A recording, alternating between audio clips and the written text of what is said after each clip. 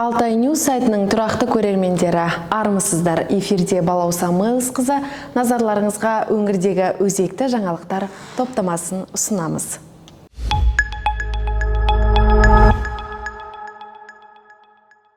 Күршім ауданының орталығында тозығы жеткен жылу желілерін жөндеу басталды. Облыстық энергетика және тұрғын үй коммуналдық шаруашылық басқармасының хабарлауынша, құбырлардың тоттануы, тесілуі және жарылуы салдарынан жылу азайып, қыста ғимараттарға ауа температурасы төмендеп келген. Әлеуметтік нысандар мен көпқабатты үйлерді сапалы жылумен қамту үшін мердігер ұйым 1,8 километр құбырды жөндеуде. Жұмыстарды дер кезінде аяқтау тұрғындарды тұрақты жылумен қамтуға, әлеуметтік тұрақтылықты арттыруға ықпал етеді. Сонымен қатар, бұл жұмыстар Күршім ауылының жылу жүйесіндегі технологиялық апаттардың қаупін азайтады деп жазылған аталмыш басқарманың Instagram желісіндегі ресми парақшасында.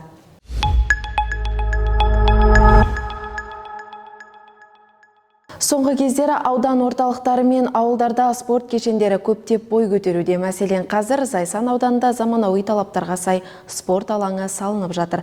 Бірнеше бөліктен тұратын әмбебап спорт алаңының аумағы 1,6 мың шаршы метр. Спорт алаңында футбол, волейбол, баскетбол және воркаут аймағы болады.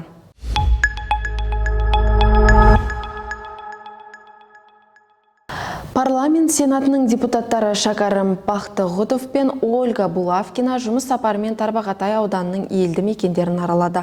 Жоғарғы палата өкілдері аудандық ауруханада болып, ғимараттың жалпы жағдайымен танысып, дәрігерлермен кездесу өткізді. Сонымен қатар халық қалаулылары медицина мекемесіндегі компьютерлік томографияға арналған бөлмені көріп, оны толық дайындауға қатысты мәселелерді талқылады.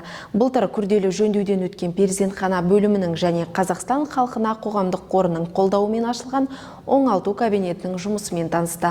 Былтыр аурухананың жылу және кәріз жүйесі, ауыз су құбыры желілері толықтай жаңартылған. Аудандық мәслихаттың төрағасы Өмірхан Қанағатов денсаулық сақтау саласы бойынша аудан көлемінде жүзеге асып жатқан жобаларға қысқаша тоқталып, үкімет пен парламент тарапынан шекаралық шалғай аудандарға зор көңіл бөлініп жатқандығына ризашылығын білдірді.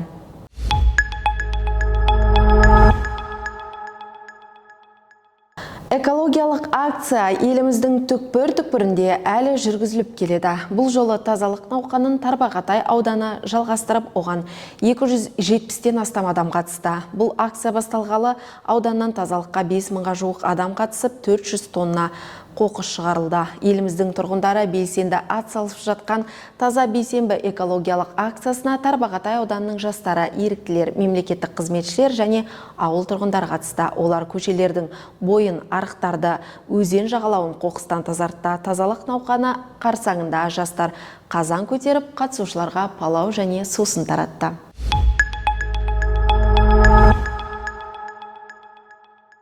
Шығыс Қазақстанда тәртіп сақшылары қала тұрғыннан есірткі затын тәркіледі. Күдікті соттың санкциясымен қамауға алынды. Жедел іздестіру шаралары кезінде тәртіп сақшылары күдікке ілінген 44 жастағы өскемендіктің гаражын тінтіп, 360 граммнан асатын есірткі затын тәркіледі.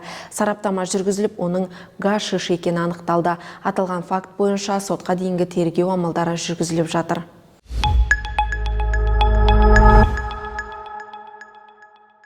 Ақпарат ағынының кезекті шығарылымы тамам. Бізге тіркеліп, лайк басуды ұмытпағайсыздар. Көріскенше күн жақсы.